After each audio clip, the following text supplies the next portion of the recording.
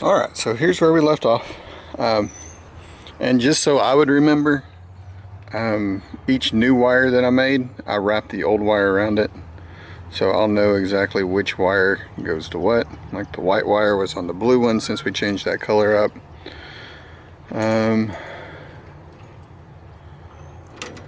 What else do we do? Oh, like this yellow wire went around this red wire. I did put some yellow heat shrink to help maybe the previous owner if they ever have to do that.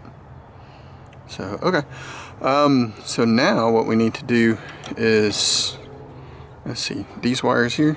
Yeah, so basically all these wires here. These are those two. Remember, this one went over to the starter. The red starter wire goes to the push start there. Let's see, this yellow wire goes through the amp meter around into this little junction box, I guess. And this wire, you can see how it opens. Yeah, that's part of that coil wire. So you can see something's jacked up. And that goes down to the key switch. From the key switch goes over to this junction box again. Alright, so this is probably about the best shot I'm going to be able to get for right now. So again, this is that coil wire. It's that coil wire again. Alright, so one thing I need to do is go ahead and replace this starter, which is going to be, I can barely see that, which is the starter as well. It's just a push button. That way I can replace this and get the wires run to the proper place. So these are 9/16 bolts. I did need a universal swivel to help.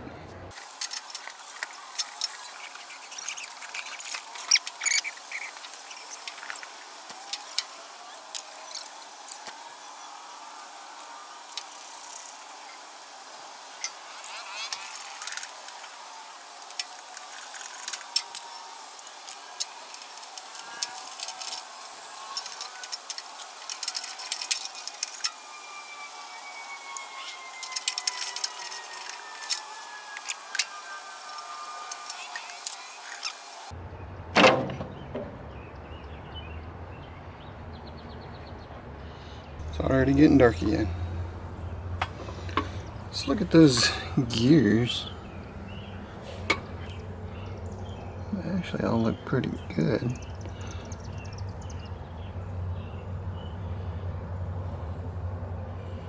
You can definitely smell that gear oil or whatever. Alright, cool. Bend these little tabs down. And hopefully we'll be able to remove this. You can see where it's broken. That's where it's broken right there. Yeah, we'll move those tabs. See if we can pull this off. So this will work for a makeshift workbench. This was a toy box that my grandfather actually built for my sister back in 1978 or something like that. We had to put it outside because of the house fire. You can see it has sentimental value to me a little bit. It's not really any good, but instead of throwing it away, it's been working pretty good.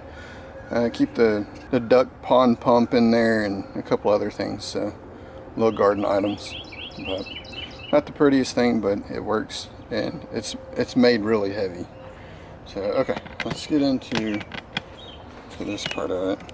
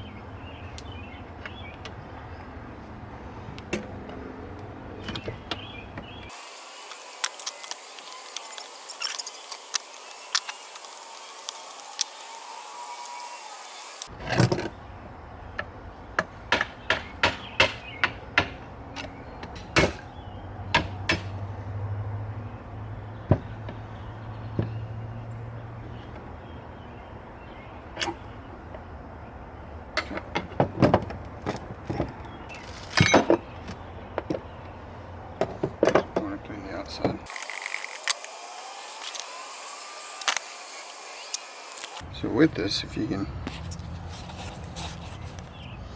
tell, right here there's a flat spot, which correlates with the flat spot on that.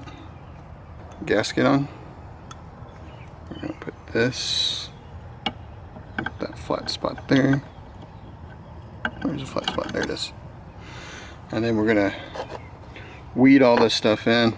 The reason why they have that keeper is they don't want that nut falling off and falling down into those gears, so it's probably pretty important that you put that back. Alright, hang on, we'll put it all back. I kind of want to use this big nut again, so those threads are the same.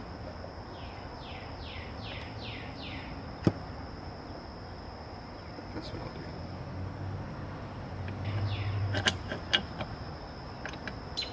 See that nut on there?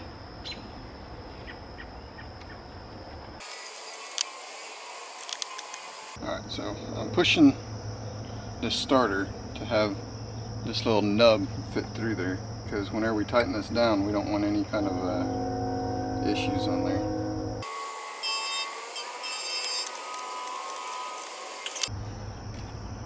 Alright, on these tabs right here, you need to make sure it's on a flat spot.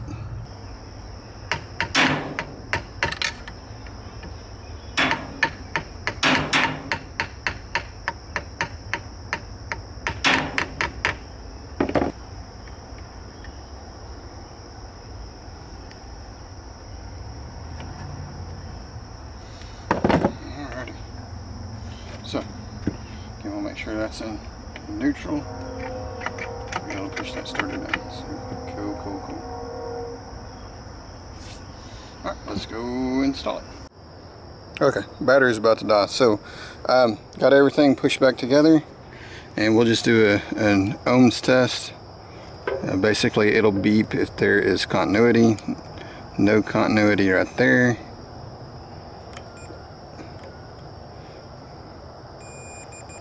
There is there, but not there, so that's good.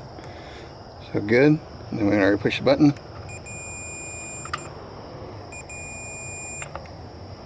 And then whenever we have this in gear, the button does not push down.